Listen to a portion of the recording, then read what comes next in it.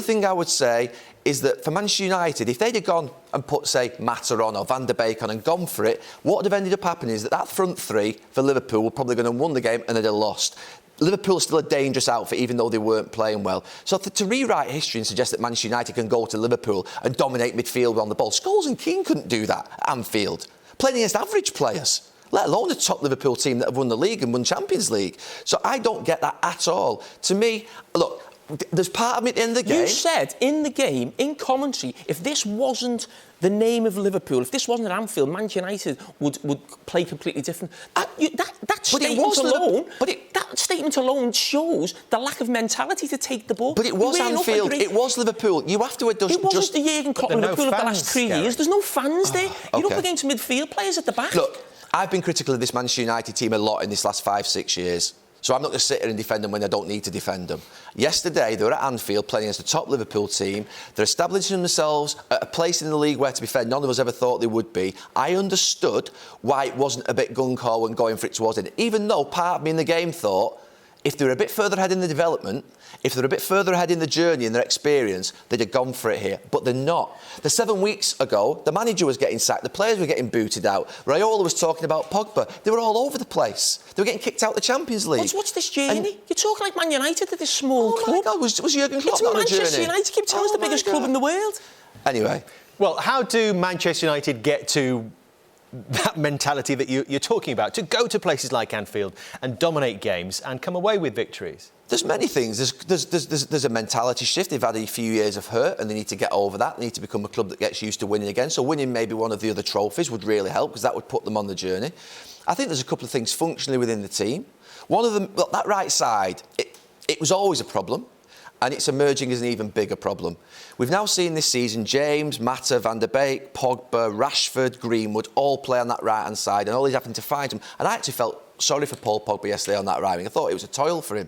Not that he played badly or that he didn't have a good game either, but I don't think he could have a good game. I never thought when he was on that right side he could have a good game. Robertson flying that way, him not really enjoying it on that right side. If you said to Paul Pogba, where would you play in any of those front six positions, the three in midfield and the three up top, that would be the one he'd choose least. It's the one that probably Rashford would choose least. It's the one that Van der Beek would choose least. And if you look at the right side, I've just got a graphic here, the last 18 months for Manchester United, and if you just look at the right side, the output on that right side is just less.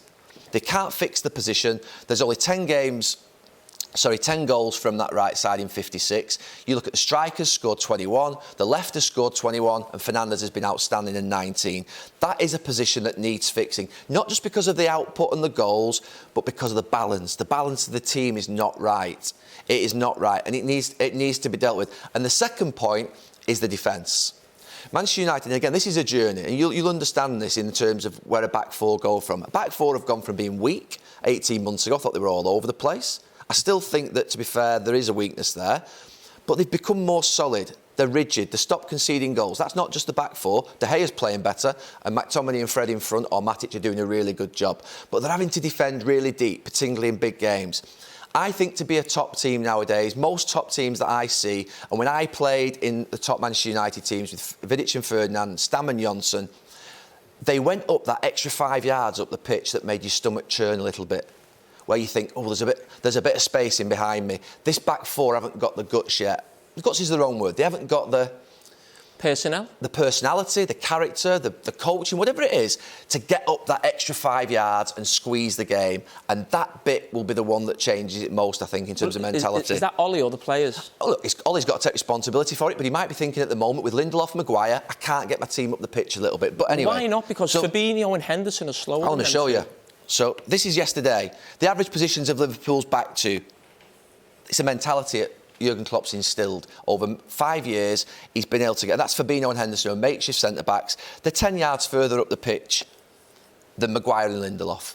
They park themselves at the edge of the box. They're happy to do that. And if I just show you the clips, firstly, you talk about that ball gets played in there. Just take it back. That ball gets played in there. Just that extra 3 or 4 yards that might mean you can get your foot in on that first pass up. Maybe a bit harsh, but as it goes wide, they go back. Again, it gets played in again, and it's honestly, you're talking here, you might think, what's 2 or 3 yards? It's that 2 or 3 yards there that Manchester United's defenders just always drop that little bit too deep because they're always worried a little bit about what's behind them. And it is that stomach churning bit where you think, I've got to just have the nerve's the right word, just to get up. And they don't do it.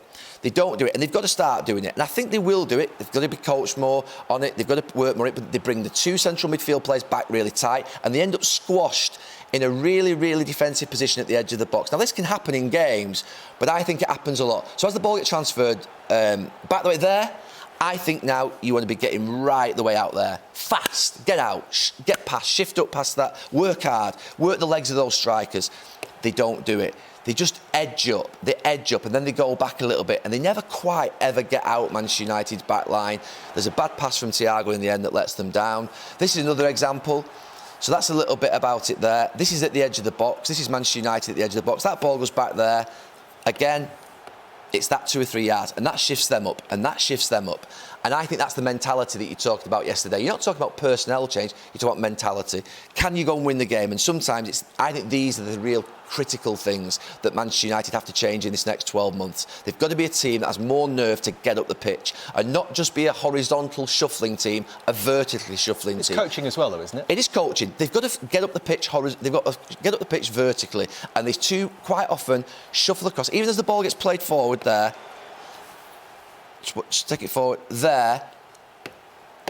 He's still there. He's still back. He's a bit further forward, but that's not good enough. They've got to get up a lot quicker. You're talking about that being a mentality pushing up. That's my exact argument in terms of getting on the ball. The mentality. That's what I'm talking about. You're talking about mentality in these games, and you're talking about. So you think it's personnel, or so they need to bring different players in, or they need a different sort of strategy, different coaching from from Ole Gunnar Solskjaer. Look. I've got clips, and I'll show them later on, of Liverpool and City, the 2 best teams in the league. And you watch Diaz and Stones at the moment. They're lively, they're on the feet, they're springing out 5 yards. You watch Fabinho and Henderson yesterday, they're out that 5 yards. When that ball shifts back, they're out. Yeah, it's coaching work, it's work on the grass. So you're blaming them.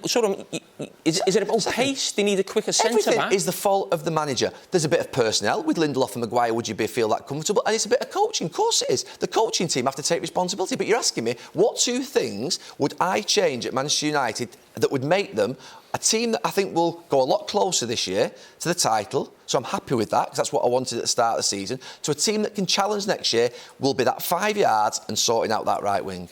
It's a good debate.